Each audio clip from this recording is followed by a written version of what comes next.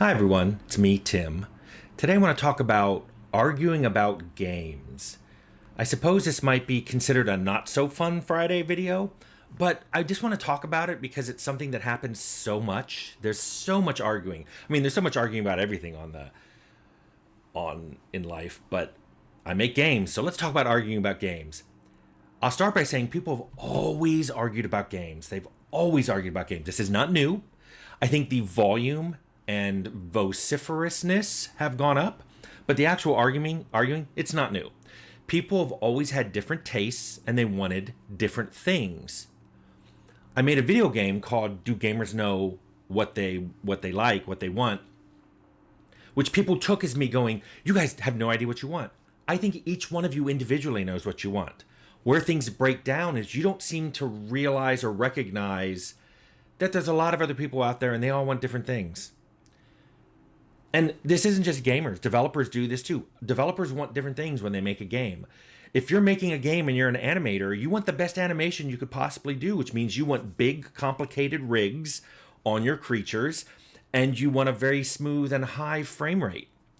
Now, programmers, they also want a high frame rate, but they also want fewer bugs. They need things to be optimized. They don't want things to be too big because that means big load times and or maybe long decompressions and stuff. So that might mean less art. So these conflict.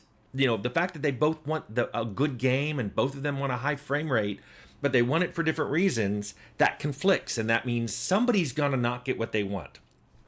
This happens to gamers too. As a developer too, this happens to me. Oh, by the way, the whole thing about gamers not knowing what they want, I made another one called Developers Don't Know What You Want Either. And that's part of the reason why, because there are just so many different gamers and they all say they want different things. I mean, they ultimately want a good game at a good frame rate, but there's so many different ways of getting that. As a developer, I always try to make games with the features I want, but then I have people who get mad at me and argue that I should be adding other features too that I do not like. Romance is one of them.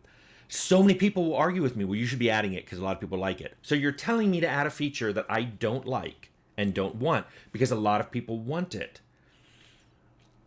But you don't recognize that there are features you want that a lot of gamers aren't asking about or don't care about. This is, I think, goes to the root of all of these issues because guess what? There are features that no one is asking for, like crashing. No one ever says, I wish my game crashed more. But even features like that no one wants, people have different thresholds, different priorities about how much that thing matters to them. So if they're playing a game that crashes once or twice, they may go, I'm having so much fun in this game, I don't care. Where other people, the game crashes once or twice and they're like, that's it. I'm deleting this game. Obviously, it was made by a stupid developer who's stupid. And they move on to another game. And they point at this objectively bad thing, a crash. No one ever asked for that. But they don't seem to recognize that people have different thresholds. And if you're really loving a game and it crashes on you a couple times, you're like, that's what my save games are for. And they move on. I think the problem now is gaming has grown. And that growth has made a lot of issues. First of all, there's more games out there. You would think that would be a good thing. Hey, guess what? With all those games out there, 25,000 a year just on Steam, there's going to be a game for you. I guarantee it. But good luck finding it. I got a whole video on discoverability and how hard it is to find games these days because if you don't see a review about it or you don't see someone mention it or a friend doesn't just say, hey, here's a game you're going to love, you may never ever know it's out there. There are just too many games. Plus, there's a lot more gamers. There's a ton of gamers out there. And this causes a lot of things. There's a possibility to make a lot more money. Used to be we were excited if a game sold 10,000 units, then 100,000, then a million. Now we want 10 million or 100 million sales of copies. This generation of more money has caused a lot of consolidation of the game industry into fewer and fewer companies that can publish. They want to make more money because they're throwing a lot of money into these games. They need to make a lot of money out of these games. That changes the nature of how games are decided to be made. Like I mentioned earlier, I just talked about more games and more and how publishers make games. But with all the different gamers out there, the huge variety of gamers, they want different things. And a lot of arguing I see online is gamers arguing past each other. Like, nobody's saying, I want a slow frame rate. But there are a lot of people going, I want high frame rate because I love shooters and I need that millisecond, accuracy that comes with high frame rate. And there are those people going, I want huge variety, and I don't care if it drops to 30 frames per second. Give me a huge variety. I want pretty games. Those people are arguing past each other. One is saying, I want frame rate over everything else. The other is saying, I don't really care about frame rate as long as it doesn't drop below a certain floor. Sometimes those gamers deny the other groups even exist. When I see them argue online, they say things like, Tim, no one's asking for a low frame rate. I agree. But there are a lot of people who are not asking for a high frame rate. They care about different things than you do. And you should acknowledge they exist, but you don't because you either don't want to or it would wreck your argument. So I see a lot of people arguing past each other, or even if that means denying that the other group even exists. And the arguing has grown more hostile. Gamers just always outrightly call developers like me stupid or lazy or greedy. And not all gamers.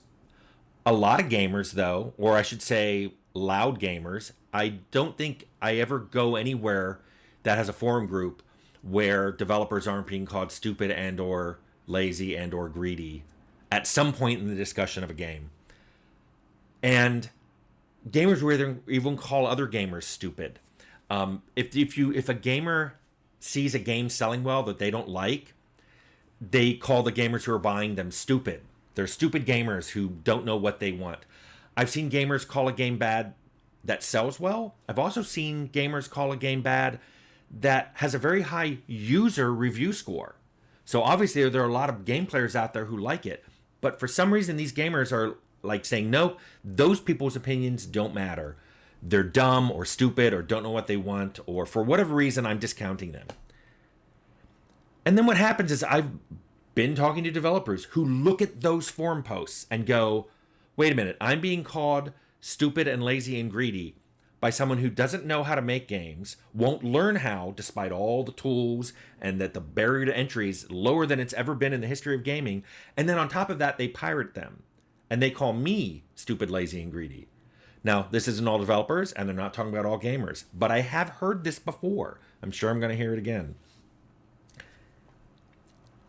What this results in is some people are leaving gaming altogether. I know gamers who've gone off and found new hobbies. They mainly play board games now or card games because there just isn't this arguing so much in that area. They aren't basically belittled for expressing the game, what they like and don't like online. Also, developers leave. I know a lot of developers who left the industry and found jobs in associated industries, and I know the programmers were paid better too. So people are just leaving the game industry.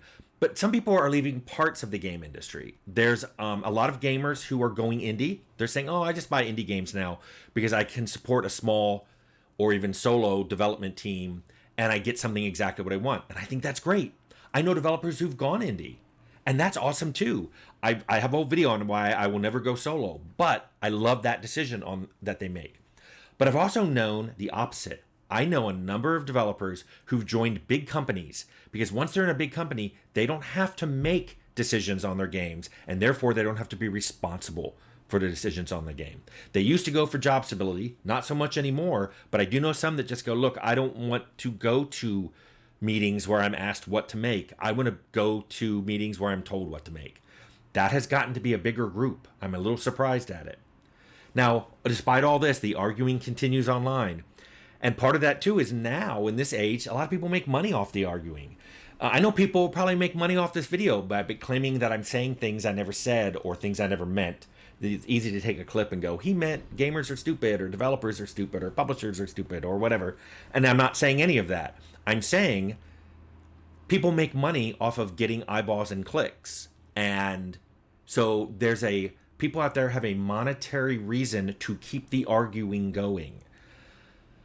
So I always like to give recommendations. And it's tough on this because a lot of you have already discounted everything I'm going to say. But here's what I will say.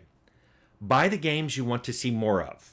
I know a lot of you go, that doesn't work. There's not enough of us. Don't have buying power. But it works on solo and indie games. And if you see a game selling a lot, then that means there are gamers who like that game. And sequels happen for games that sell a lot. Not games you like, games that sold. And it's true for indies too. If they make two games and one sells a lot and one doesn't, they're probably going to make a sequel to the one that sells a lot. So that's the only thing I can recommend. You can argue all day long, and you can argue past each other, and you can all call each other names. But ultimately, if you spend your money in the areas you want things made, sure, on huge games, if there's a whole bunch of gamers who are spending their money on it, your extra dollars aren't going to matter. But on indie games, it certainly will. And it will result in you getting more games that you want. It's the only way forward through this I can see, and I hope you do it.